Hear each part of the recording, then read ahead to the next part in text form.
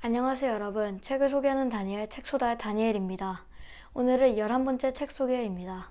책소다로 주니어 플라톤 발표 논술대회에 참가하려고 합니다. 주니어 플라톤에서 초등학생, 중학생을 대상으로 하는 이번 독서 발표대회는 영상으로도 참여가 가능하다고 합니다. 5학년에게 주어진 도서는 고전소설인 박시전인데요. 발표 주제로 나온 질문은 20액은 왜 박씨에게 용서를 빌었을까입니다. 제가 이번에 읽은 책은 휴머니스트 출판사에서 나온 박시전입니다. 박시전에서 20액과 결혼한 박씨는 엄청나게 못생긴 외모로 가족들에게 소외당하고 있었습니다.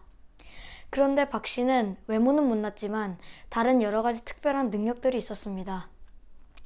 예를 들어서 자신을 해치러 온 자객을 미리 예측하고 방어하는 등 신기한 재주가 있었습니다.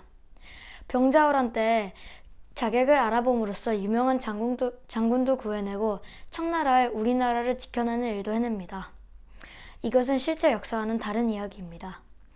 이시백은 못났다는 이유로 부인인 박씨를 구박하고 무시했었는데요.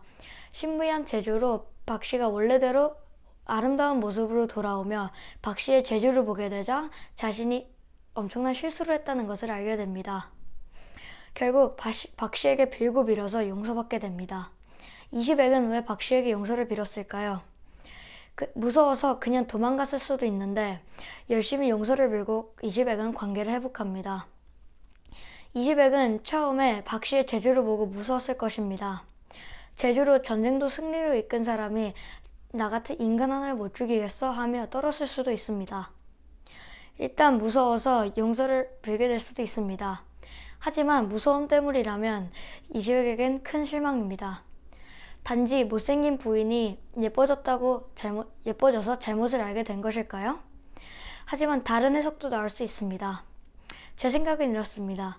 이 책에서 나오는 조선시대에는 유교를 중요시하던 예의의 나라라고 불리는데 그 나라에서 벼슬에 오른 이시백이 유교의 덕목인 삼강오륜을 지키지 않으면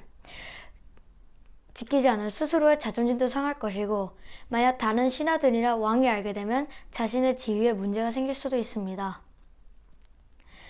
또 만약 용서를 받지 않고 죽어서 조상님들을 뵙게 되면 불화를 면할 수 없기 때문에 꼭 용서를 받으려고 한 것일 수도 있습니다. 이 이야기는 실제로 패했던 병자호란을 이긴 것으로 묘사하여 사람들에게 용기를 주려고 쓰여졌다고 하는데요. 저는 읽으면서 사람들을 함부로 무시했다가는 나중에 큰일이 일어날 수 있겠다는 생각이 들었습니다.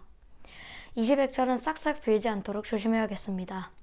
지금까지 책소다 11회로 주니어 플라톤 발표 논술대회 영상을 찍었습니다. 감사합니다.